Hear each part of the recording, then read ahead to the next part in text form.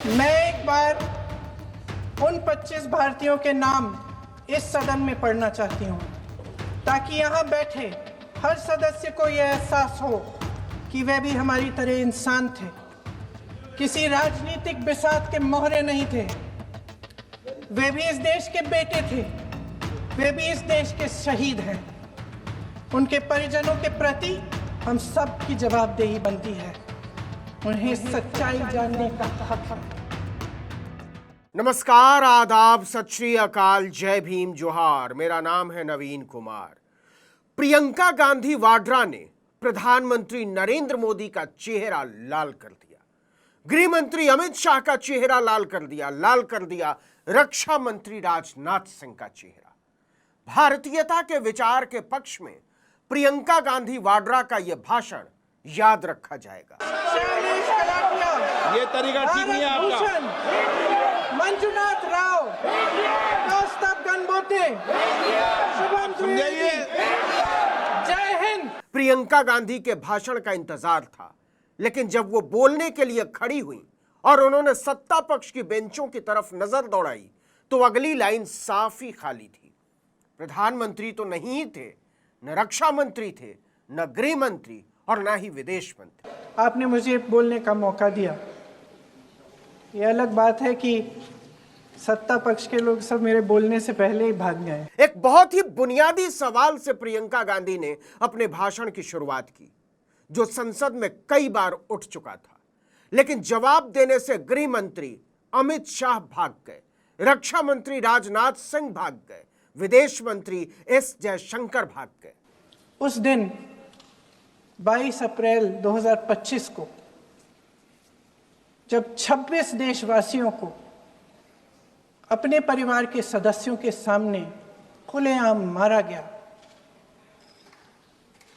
तो ये हमला कैसे हुआ, क्यों हुआ? प्रियंका गांधी ने बिना किसी दोहराव के अपने संक्षिप्त भाषण के तार बांधे थे, और जब उन्होंने पहलगाम में मारे गए शुभम की पत्नी के नोट्स पढ़े तो सबकी नजरें झुकी हुई थी। मैं उनके लफ्ज पढ़ना चाहती हूं, क्योंकि उन्होंने कहा कि इस पूरे समय जब 1 घंटे के लिए चुन चुन कर भारतीय नागरिकों को मारा जा रहा था, इस पूरे समय उसे एक सुरक्षाकर्मी नहीं दिखा। प्रियंका गांधी जब ये पढ़ रही थी तो संसद मौन थी। सत्ता पक्ष की कुर्सियों पर बैठने वाले भी कुर्सी बचाने की व्यवस्था में गला फाड़ने को कितना भी फाड़ ले, लेकिन होते तो वो भी इंसान ही है ना। शुभम की पत्नी ने कहा, कोट, मैंने अपनी दुनिया को खत्म होते हुए देखा। अपनी आंखों के सामने एक सिक्योरिटी गार्ड नहीं था। मैं ये कह सकती हूं कि देश ने, सरकार ने हमें वहां पे अनाथ छोड़ दिया था। और इसके बाद प्रियंका गांधी ने जो हमला बोला, उस पर भाजपा की बेंचों पर बैठे हुए सांसद सहम उठे। प्रियंका ने मोदी को बार बार एक निकम्मा, कायर और भगोड़ा प्रधानमंत्री करार दिया, जो हर बार अपने जिम्मेदारियों से भाग खड़ा होता है। मैं पूछना चाहती हूं, ये किसकी जिम्मेदारी थी? इस देश के नागरिकों की सुरक्षा की जिम्मेदारी किसकी है? क्या इस देश के प्रधानमंत्री की नहीं है? क्या इस देश के गृह मंत्री की नहीं है? क्या इस देश के रक्षा मंत्री की नहीं है? क्या एनएसए की नहीं है? प्रियंका ने पूछा कि जिस आतंकवादी संगठन टीआरएफ ने पहलगाम हमले की जिम्मेदारी ली, उस पर मोदी, शाह और राजनाथ मोहब्बत क्यों लुटाते रहे? क्या वजह है कि नकेल कसने की बजाय, पाबंदी लगाने की बजाय, निगरानी करने की बजाय मोदी उनके साथ आइस पाइस खेल रहे थे? कुल मिलाकर 2020 से लेकर 22 अप्रैल 2025 तक टीआरएफ ने 41 सेना और सुरक्षा कर्मियों की हत्या की, 27 सिविलियन की हत्या की और 54 लोगों को घायल किया था। भारत सरकार ने टीआरएफ को आतंकवादी संगठन का दर्जा कब दिया? 2020 में दिया, 2021 में दिया, 2022 में दिया, 2023 में दिया, 3 साल बाद। 3 सालों के लिए ये आतंकवादी गतिविधियां कर रहे हैं और आप इनको आतंकवादी संगठन तब कहते हैं 2023 में। इसकी क्या वजह थी? प्रियंका ने मोदी, शाह और डोवाल पर करारा हमला बोलते हुए कहा कि आप किस बात के लिए इतनी ऊंची कुर्सियों पर बैठे हैं जब आपको कुछ पता ही नहीं था कि पाकिस्तान क्या खेल खेल रहा है। कि पाकिस्तान में बैठे हुए इस हमले की योजना बन रही है कि हम भारत जाके हैवानियत करेंगे, 26 लोगों को मार डालेंगे और हमें पता ही नहीं है। क्या ये हमारी एजेंसियों की विफलता है कि नहीं है? ये बहुत बड़ी विफलता है। प्रियंका ने सीधा सवाल किया, आखिर क्या वजह है कि पाकिस्तान ने हमारी धरती पर आकर हमारे स्वाभिमान को कुचला, हमारे शक्तिबोध को कुचला और देश के गृह मंत्री आराम से बातें बनाते फिरते हैं। क्या आईबी चीफ ने अपना इस्तीफा दिया? क्या किसी ने इस्तीफा दिया? गृह मंत्री जी के कार्य क्षेत्र में आता है इंटेलिजेंस ब्यूरो। क्या गृह मंत्री जी ने इस्तीफा दिया? इस्तीफा छोड़िए, जिम्मेदारी ली। ट्रेजरी बेंच की तरफ से नेहरू इंदिरा को लेकर सवाल उठने लगे। प्रियंका ने इस पर ललकारते हुए पूछा कि आप कब तक पीठ दिखाकर भागते रहेंगे? देश का सामना करना खुद कब सीखेंगे? इतिहास की बात आप करिए, मैं वर्तमान की बात करना चाहती हूँ। आपको तो एक बहाना चाहिए, आपको तो एक बहाना चाहिए। पूरे परिवार का नाम गिनवा देते हैं। अरे अपनी जिम्मेदारी खुद लीजिए। 11 सालों के लिए तो सत्ता में आप हैं। लेकिन इसके बाद प्रियंका ने जो कहा उस पर बीजेपी का चेहरा लाल होना तय था। उन्होंने कहा कि जब शहादत की बात हो रही थी, दहशतगर्दी की बात हो रही थी, राष्ट्रीय सम्मान की बात हो रही थी, तो देश के गृह मंत्री संसद में खिलखिलाकर हंस रहे थे। कल माननीय गौरव गोगोई जी ने अपने भाषण में पूछा गृह मंत्री जी से, क्या आपकी जिम्मेदारी नहीं थी? मैं देख रही थी। राजनाथ जी, रक्षा मंत्री जी यूं यूं अपना सर हिला रहे थे, कुछ बोले नहीं। अंदर से महसूस हुआ होगा कि यहाँ कुछ जिम्मेदारी थी, लेकिन माननीय गृह मंत्री महोदय जी हंस रहे थे, वे हंस रहे थे। प्रियंका गांधी ने ललकारते हुए कहा, आप क्या मुंबई हमलों की बात करते हैं? मुंबई हमलों के बाद महाराष्ट्र में मुख्यमंत्री का इस्तीफा हो गया, देश का गृह मंत्री का इस्तीफा हो गया था। नरेंद्र मोदी और अमित शाह को इससे सीखना चाहिए कि जिम्मेदारी लेना होता क्या है। महाराष्ट्र के मुख्यमंत्री ने इस्तीफा दिया, देश के गृह मंत्री ने जिम्मेदारी लेकर इस्तीफा दिया। एक जवाबदेही थी पब्लिक के प्रति, एक जवाबदेही थी इस देश की जनता के प्रति, इस देश की धरती के प्रति। इसके बाद प्रियंका गांधी ने अमित शाह को सीधे निशाने पर ले लिया। आप कब तक देश को जलता हुआ देखते हुए अपनी कुर्सी तोड़ते रहेंगे? देश कब तक आपकी काहिली का बोझ बर्दाश्त करे?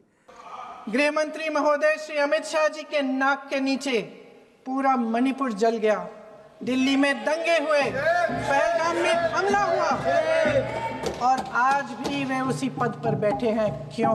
प्रियंका ने सीधा सवाल पूछा कि इधर उधर की बात मत कीजिए, बिल्कुल सीधा जवाब दीजिए। देश खोखले भाषण नहीं सुनना चाहता, देश जवाब चाहता है, तसल्ली चाहता है कि सच उससे छिपाया नहीं जाएगा। देश जानना चाहता है कि उस दिन अप्रैल 22, 2025 को क्या हुआ और क्यों हुआ। मोदी की श्रेय लेने की आदत की खिल्ली उड़ाते हुए प्रियंका गांधी ने कहा, लीजिए, लेकिन कभी कभी जिम्मेदारी भी लीजिए। इस ऑपरेशन का सिंदूर का क्रेडिट, उसका श्रेय तो हमारे प्रधानमंत्री जी चाहते हैं। सही भी है, ठीक है, सही है, श्रेय ले। ओलंपिक्स में हमारा मेडल आता है, उसका भी श्रेय लेते हैं, लेकिन सिर्फ श्रेय लेने से नहीं होता नेतृत्व, जिम्मेदारी भी लेनी पड़ती है। वायनाड की सांसद ने कहा, भारत और पाकिस्तान के बीच सीज फायर का ऐलान अमेरिका का राष्ट्रपति करता है और हमारा प्रधानमंत्री लफ्फाजियां करता घूमता है। ये कब तक चलेगा? कि जंग होते होते ही रुक गई। रुक गई है जी, और इस रुकावट का ऐलान हमारी सरकार, हमारी सेना नहीं करती, अमेरिका के प्रेसिडेंट करते हैं, अमेरिका के राष्ट्रपति करते हैं।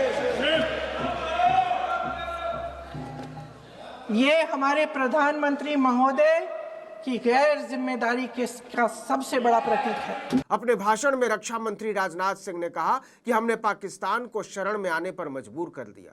प्रियंका गांधी ने इस बयान की धज्जी उड़ाकर रख दी। गृह मंत्री जी ने इस बात पर उल्लेख किया। उन्होंने कहा, उनके शब्दों में उन्होंने कहा कि पाकिस्तान के पास शरण में आने के बजाय कोई चारा ही नहीं था। आपने शरण दिया क्यों? वो आते हैं आपके देश के अंदर, लोगों को मार डालते हैं, और आप उनको शरण दे रहे हैं। क्यों दिया शरण? सरकार की तरफ से खड़े हुए मंत्रियों और सांसदों ने बार बार पिछली सरकारों पर पहलगाम का कसूर डालने की कोशिश की। अमित शाह ने तो सीधे सीधे नेहरू पर ही दोष डाल दिया। इस पर भी प्रियंका ने खिंचाई की। इतिहास में चले गए। नेहरू ने क्या किया, इंदिरा गांधी ने क्या किया, यहां तक कि मेरी मां के आंसुओं तक चले गए। लेकिन इस सवाल का जवाब नहीं दिया कि ये सीज फायर हुआ क्यों, ये जंग रुका क्यों, और तब क्यों रुका जब दुश्मन के पास कोई चारा नहीं था हमारे श्रेय में आने के बजाय। क्यों रुका ये जंग? इसका जवाब नहीं दिया। धन्यवाद। आप देंगे?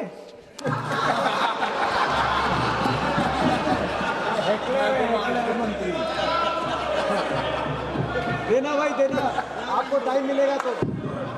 टाइम नहीं मिलेगा आपको शायद। वैसे महोदय, मेरी माँ की आंसू की बात किए, मैं इसका जवाब देना चाहती हूँ। मेरी माँ के आंसू तब गिरे जब उनके पति को आतंकवादियों ने शहीद किया, जब वे मात्र 44 साल की थी। और आज अगर मैं इस सदन में खड़ी हूं और उन 26 लोगों की बात कर रही हूं, मैं इसलिए कर रही हूं क्योंकि मैं उनका दर्द जानती हूं, महसूस करती हूं। प्रियंका ने प्रधानमंत्री नरेंद्र मोदी पर हमला बोलते हुए कहा कि यह सरकार एक कायर और निकम्मी सरकार है जो सिर्फ श्रेय लेना जानती है, लेकिन असल में उसने देश की पराक्रमी सेना और बहादुर जनता का बार बार अपमान किया है। सरकार झूठी और कायर हो तो वे बहादुर से बहादुर सेना के साहस और पराक्रम को भी कमजोर कर देती है। देश को प्रतिशोध के साथ साथ सबके प्राणों की रक्षा का प्रण चाहिए। सेना की शक्ति के साथ सरकार की सच्चाई भी चाहिए। महान देशभक्त शहीद इंदिरा गांधी जी, जिन्होंने सफल कूटनीति के बल पर अमेरिका के राष्ट्रपति निक्सन का मुकाबला करके पाकिस्तान का विभाजन करवाया, बांग्लादेश बनाया, 1 लाख पाकिस्तानी सैनिकों को आत्मसमर्पण करने पर मजबूर किया, उन्होंने कभी इसका श्रेय लेने की कोशिश नहीं की। विदेश मंत्री एस जयशंकर को भी प्रियंका गांधी ने नहीं बख्शा और कहा कि किस मुंह से आप कूटनीति की बात करते हैं। पाकिस्तान के जिस जनरल ने पहलगाम में कत्लेआम कराया, वो सीज फायर होते ही व्हाइट हाउस में बैठकर अमेरिकी राष्ट्रपति के साथ लंच कर रहा था। कूटनीति विफल रही है।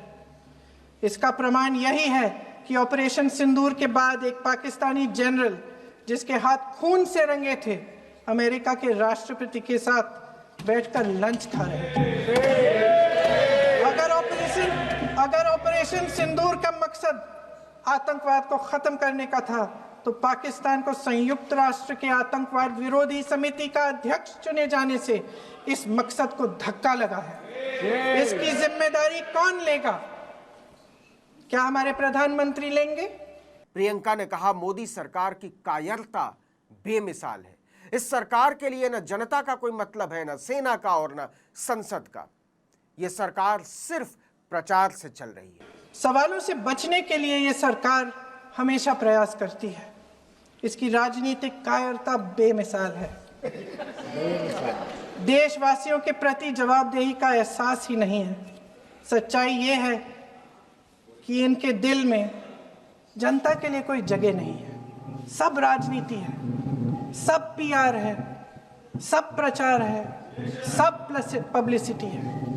प्रियंका गांधी भाषण को खत्म करते करते वहां पहुंच गई थी जहां सत्ता और विपक्ष के बीच सिर्फ दर्द का रिश्ता बचा था, और जब इसमें बीजेपी की तरफ से टोका टाकी की कोशिश हुई तो वो बिफर पड़ी। इस सदन में लगभग सभी के पास सुरक्षा है, सुरक्षा की व्यवस्था है। हम जहां भी जाते हैं हमारे साथ सुरक्षा कर्मी आते हैं। आपको भी मिल जाएगी, आप मंत्री बन जाएंगे, आपको भी मिल जाएगी। मैं मजाक की बात नहीं कर रही हूँ, मैं मजाक की बात नहीं कर रही हूँ, थोड़ा सा धैर्य रखिए। उस दिन पहलगाम में 26 परिवार उजड़ गए। इसी बीच किसी ने शर्म की बात कर डाली और इस पर प्रियंका गांधी ने जो क्लास लगाई है उस पर एक वीरान चुप्पी लोकसभा में पसर गई। जितने भी लोग बैसारन वैली में थे और जो 25 भारतीय मारे गए, उनके लिए कोई सुरक्षा नहीं थी, कोई सुरक्षा नहीं थी। आप कितने भी ऑपरेशन कर डालें, आप इस सच्चाई के पीछे छुप नहीं सकते, इसे नकार नहीं सकते। आपने उनको सुरक्षित नहीं किया। कोई शर्म नहीं है, कोई शर्म नहीं है, कोई शर्म नहीं है और ना कभी होगी। सुन लीजिए, सुबह भी मैं शिव मंत्र बोल के आई हूं। इनको क्या पता शिव मंत्र क्या शिव मंत्र। खत्म कर लूं अपना भाषण। आपको याद ही होगा, नरेंद्र मोदी से लेकर अमित शाह और योगी आदित्यनाथ से लेकर हिमंता बिस्वा शर्मा और भाजपा के तमाम नेताओं ने पहलगाम के बाद सांप्रदायिक उन्माद भड़काने की अपनी तरफ से भरपूर कोशिशें की थी, मामले को हिंदू बनाम मुसलमान बनाने की।